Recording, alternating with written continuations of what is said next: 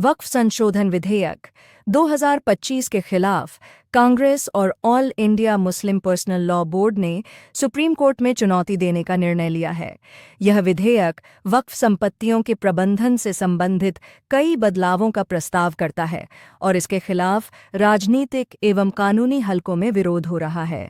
इस विधेयक का मुख्य उद्देश्य वक्फ बोर्ड की कार्यप्रणाली को अधिक पारदर्शी और जवाबदेह बनाना है, लेकिन कई समूहों का मानना है कि इससे मुस्लिम समुदाय की धार्मिक स्वतंत्रता पर प्रतिकूल असर पड़ सकता है। संसद ने यह विधेयक पारित किया है और यह एक कानूनी प्रक्रिया के तहत संविधान के भीतर आता है। जब संसद कोई कानून बनाती है तो वह भारतीय संविधान के भीतर अपनी अधिकारिता का प्रयोग करती है। इसका मतलब है कि संसद को यह अधिकार है कि वह कानून बनाए, लेकिन यह कानून संविधान की मुख्य धाराओं के अनुरूप होना चाहिए। यदि कोई व्यक्ति या समूह महसूस करता है कि यह विधेयक संविधान के खिलाफ है, तो वह इसे चुनौती देने के लिए सुप्रीम कोर्ट का रुख कर सकता है, जैसा कि कांग्रेस ने किया है। संसद को इस बात का पूरा अधिकार है कि वह किसी विशेष विषय पर कानून बनाए, खासकर जब वह राज्य के अधिकारों और जिम्मेदारियों से संबंधित हो।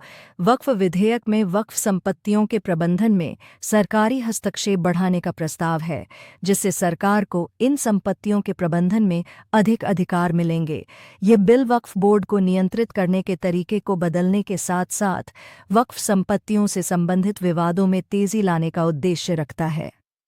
हालांकि यह भी जरूरी है कि संसद द्वारा पारित किया गया कोई भी कानून संविधान के बुनियादी ढांचे से मेल खाता हो। संविधान में धार्मिक स्वतंत्रता, समानता और न्याय के अधिकारों की गारंटी दी गई है और यह सुनिश्चित किया जाता है कि कोई भी कानून इन अधिकारों का उल्लंघन न करे।